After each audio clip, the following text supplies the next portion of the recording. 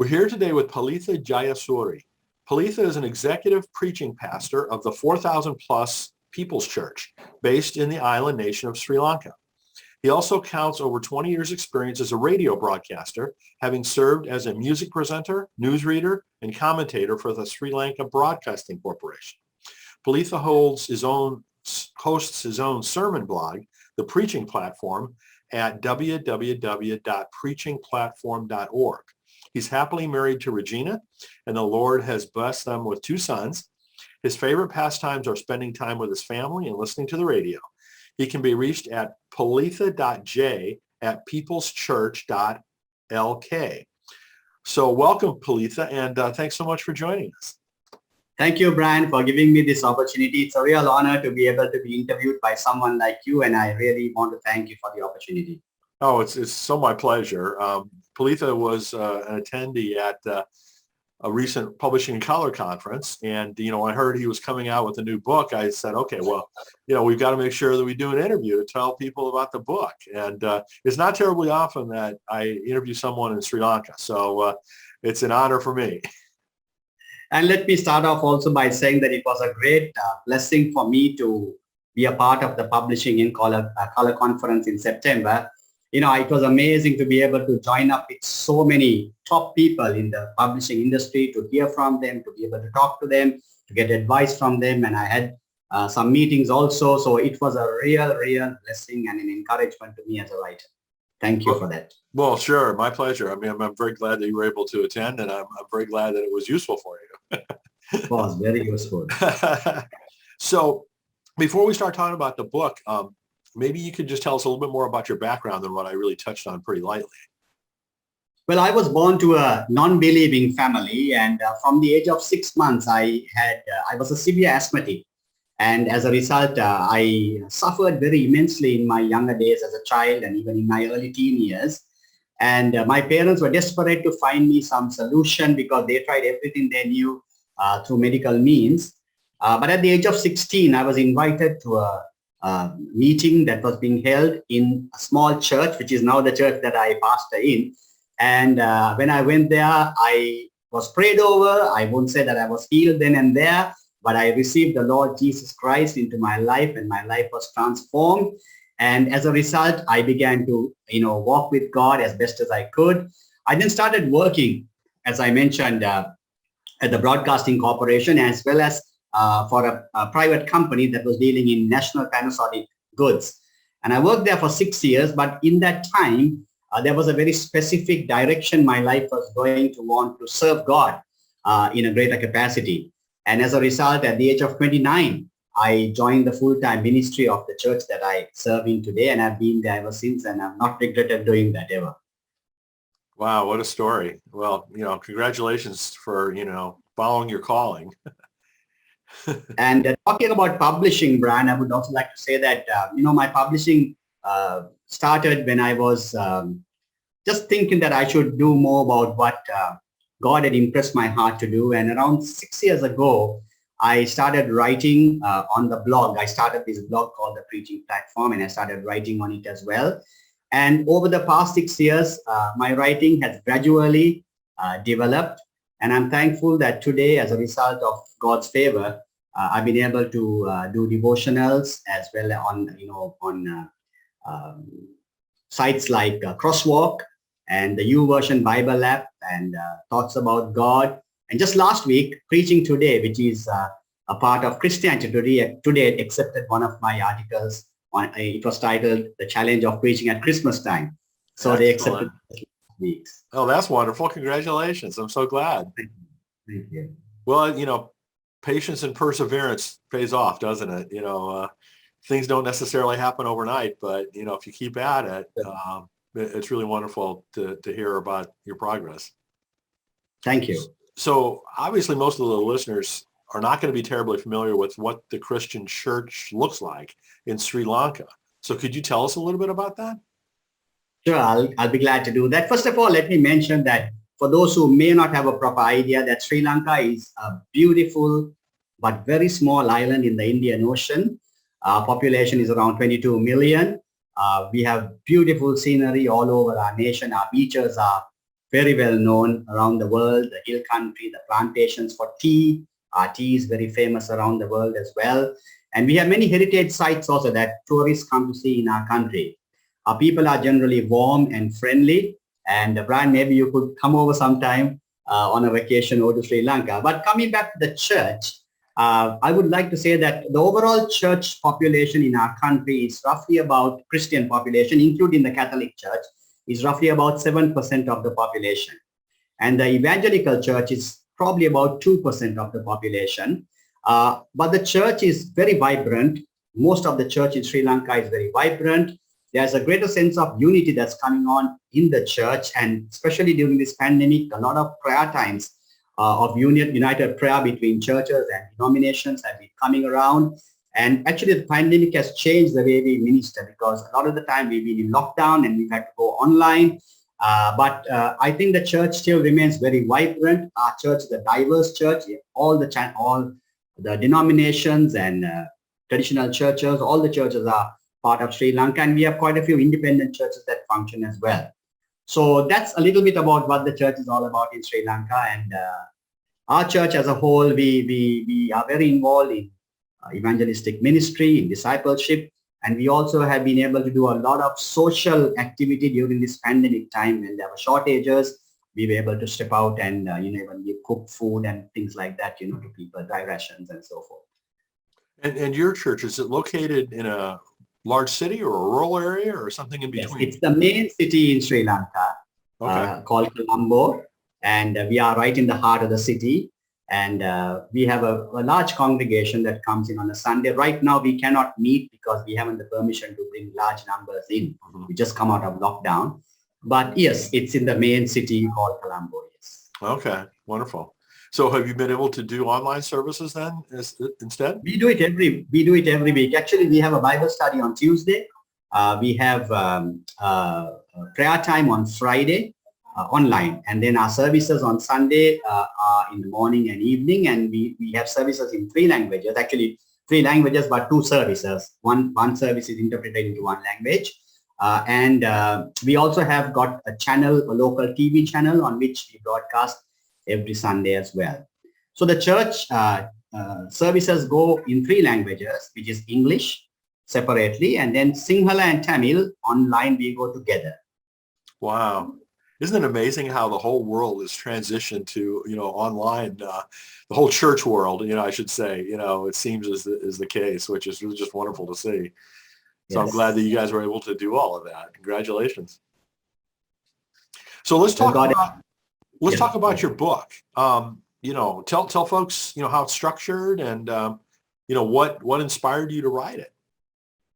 Well, actually, the thought for this book came in 2016, Brian, when, during Christmas time, people of our country have many challenges they face. Even right now, we are going through an economic downturn in our nation after the pandemic. But people struggle during Christmas time because of many challenges they face. And that particular year, I had never thought of writing even a small book, but God impressed my heart to do this. And I stepped out. I gleaned off many of the sermons I had preached during the past few years and then turned them into devotionals. And then it started off first as a 14-day book, and then it became a 21-day book, which actually I published in Sri Lanka and for my church. But thankfully, the demand for the book grew, and a few churches outside the country as well, thanks to my senior pastor's influence with other preachers, began to take the book, and eventually we sold over, I think, around 4,000 copies of the book locally and to churches. But this year, I thought with all that people have been through the pandemic, that I'm believing that as people read this book, they'll be encouraged to trust God. So I thought I'll publish it as a paperback on Amazon, and I'm hoping to get the ebook out soon as well. Wonderful. Isn't that fantastic? Well, good for you. I mean, that's really, a large number of books sold, so I'm so glad to hear that. And, I'm glad that you were able to get it uploaded and set up on Amazon, and you're all set to go there too. So be interesting. We'll have to follow up, in another few months just to hear, how it's gone. I'd be curious to know that. Can I show you what it looks like? Oh, of course. Yes, please. Absolutely. So this is what the book looks like. It's called Christmas Reflections, and it's a 21-day devotional. It's a small book, actually, just 28 pages, but I've added one devotional per page. So if I may just describe what a devotional is like, this is what it looks like on the inside. I don't know whether it's clear enough, but at the top there, can I just describe it to you, Brian? If you don't please, mind? that'd be wonderful. Yes. At the top there is the main topic for the day. And then you have a scripture over here, a scripture reference. And then you get the whole body of the articles that are the devotionals that have been written. And then at the bottom, there is either a prayer or a question of reflection that you could ask yourself, or a prayer. And then at the very end, you find that there's a takeaway, like a quote or a thought that, you can take away for the day. So I have broken the book down into 7 subjects. And the first 3 are built around the dreams. There are a lot of dreams and visions mentioned in the Christmas story. So I have 3 devotionals about dreams and what they show in the Christmas story. Then the next 3 devotionals are about the Christmas light and how God can break the darkness in our life. I have 3 devotionals about the meaning of Christmas, or some of the vital aspects of Christmas. There are 3 devotionals on questions that have been asked in the Christmas story. 3 questions that were asked. I'm sure there are more, but I took 3 questions in the Christmas story. Then there are 4 devotionals about the names of the Christ child that was born, that were given in that story. And 2 about God speaking, if I may use the word prophetically, because I believe God can minister to people prophetically even through books that are written. And then the final 3 devotionals are actually based for giving hope for the new year. So that's how the book is structured into 21 devotionals. I love that. I love that, set of themes that, you organize it that way. That just makes a whole lot of sense. Now, this book is in English, right? Have you done? I've done it in single as well. This is the single copy, but I'm not published it outside. I only published it for my church. Sure. So we sold about 500 copies of this. I did it 2 years ago, just before the pandemic and the lockdowns came in. Sure. So done in one other language, in Sinhala. Okay. So what would you say your biggest hope is for the book? Well, Brian, I think of myself as a beginner. I'm not what you would call a known author, at least outside my country. And so this is something I thought I would do, just trusting God. My biggest hope is that everybody who reads this book, the Christmas Reflections devotional book, will actually have a touch of inspiration, encouragement for the season and for the year ahead, because as you know, we've come through a very difficult year. And at least in my country, I'm sure it's the same all over the world. People have lost jobs, they've lost their businesses, they've lost loved ones. They are trying to figure out how to find restoration. In fact, I find that the word restoration and hope are very sought after words, even on the internet. And so my biggest hope is that everyone who picks up this book, who decides to purchase it or read it, will have a new inspiration to face the season and to face the year ahead, and to believe that in spite of all the challenges, that 2022 would become a very precious year and a very meaningful and blessed year in their life because of God. Wonderful, wonderful.